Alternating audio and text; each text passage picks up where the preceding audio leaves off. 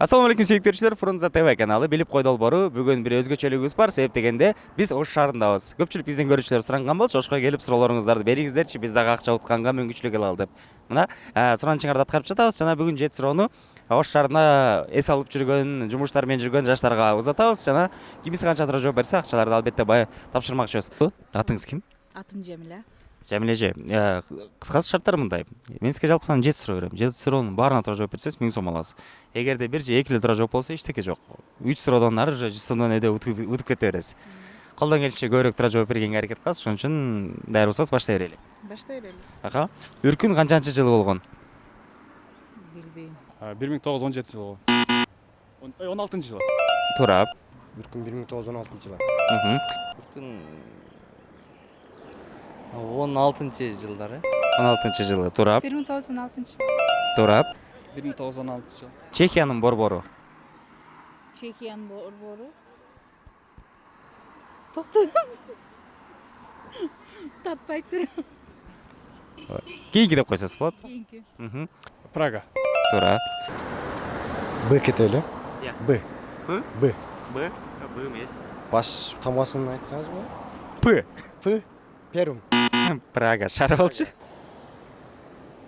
Чехия. Чехия өлкөсүнүн борбор шаары. Чехия. П тамгасынан кетет.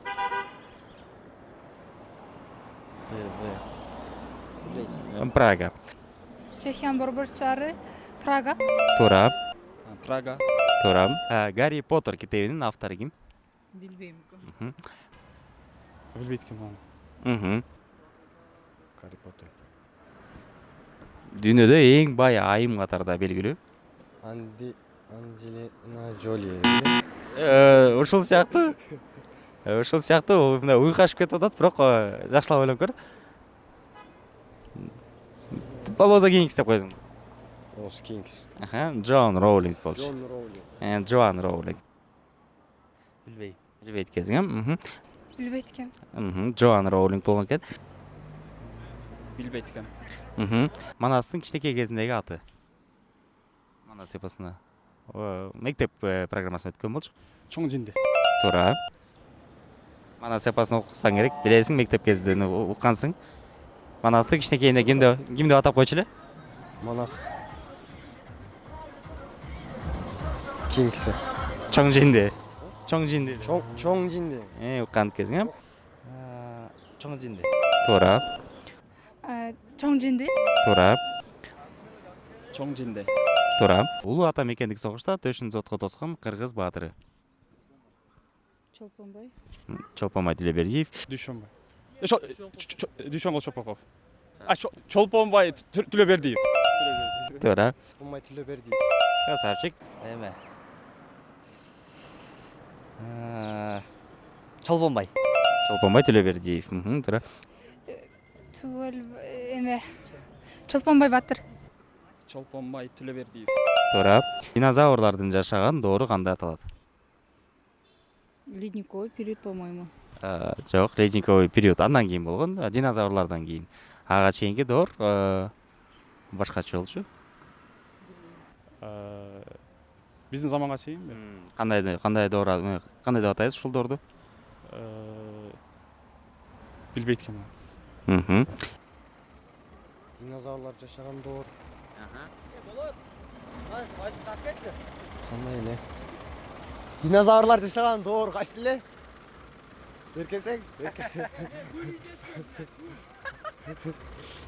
Каякта динозавр күлү издеп жүрөм дейт. Динозаврлар жасаган доор. Таш доору дейм. Жок, таш доору кийин болгон. Ага чейинки доор. Чейинки доор. Билбейм. Мезозой. Билбейт экен. Таш доору эспен билбейт экен. Чыңгыз Айтматовдун акыркы чыгармасы. Акыркы жазган чыгармасы.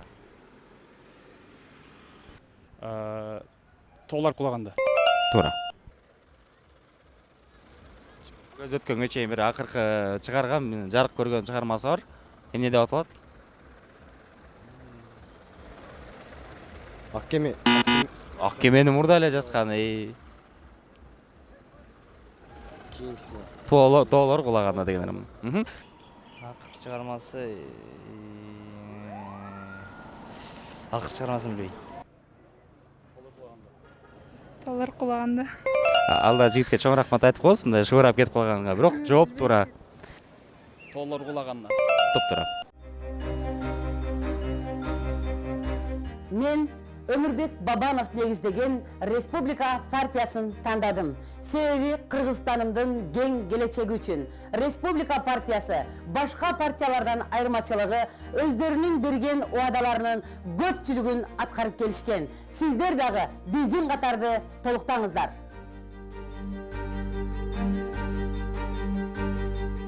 Так, тилекке каршы бир эле туура жооп болуп калды. Жок дегенде дагы экини кошуп койгонубуз да.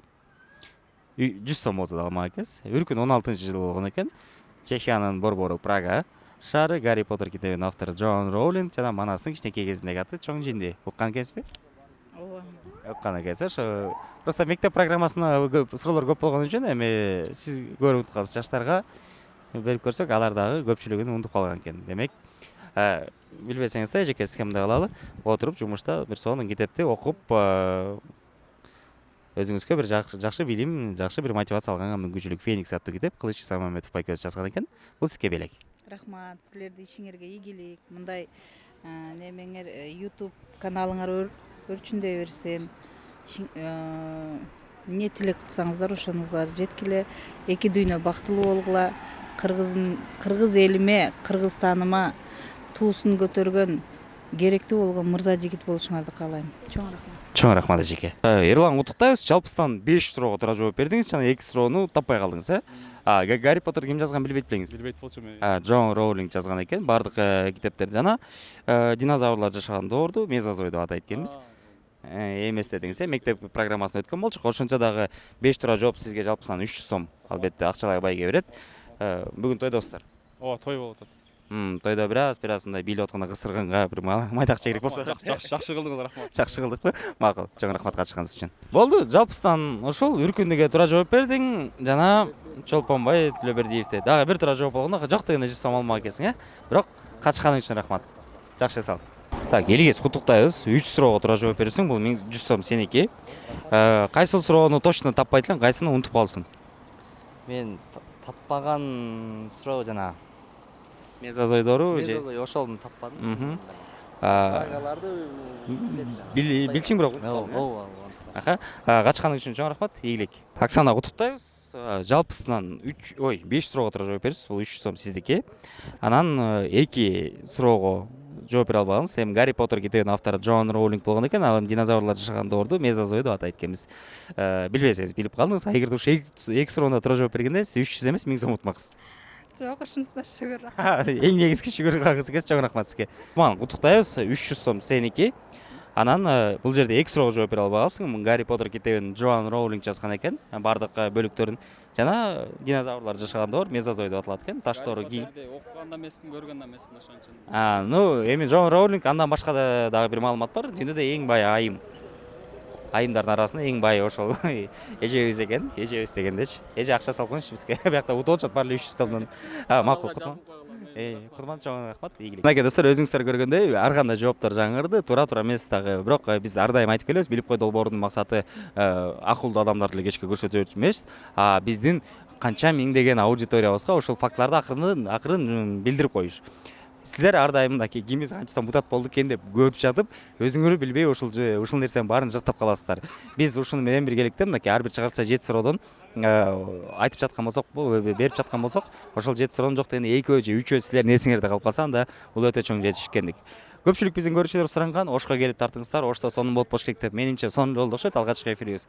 Анан эң башкысы сиздерге айтарым, биздин буйруса бул долбоорубуз кийин өсүп, ар кайсы региондорго чейин барган деңгээлге чыгабыз деген ойдобуз. Ошон үчүн лайк басып турсаңыздар эле, каналды колдоп турсаңыздар эле, албетте эч кандай каражатыбыз жок болсо деле, колдоочуларыбыз жок болсо деле, биз өзүбүз барып деле тартып келгенге дапдаярбыз. Болгону гана сиздердин маанайыңыздар жана сиздердин каалооңуздар. Фрунзе ТВ билип кой долбоору көрүшкөнчө.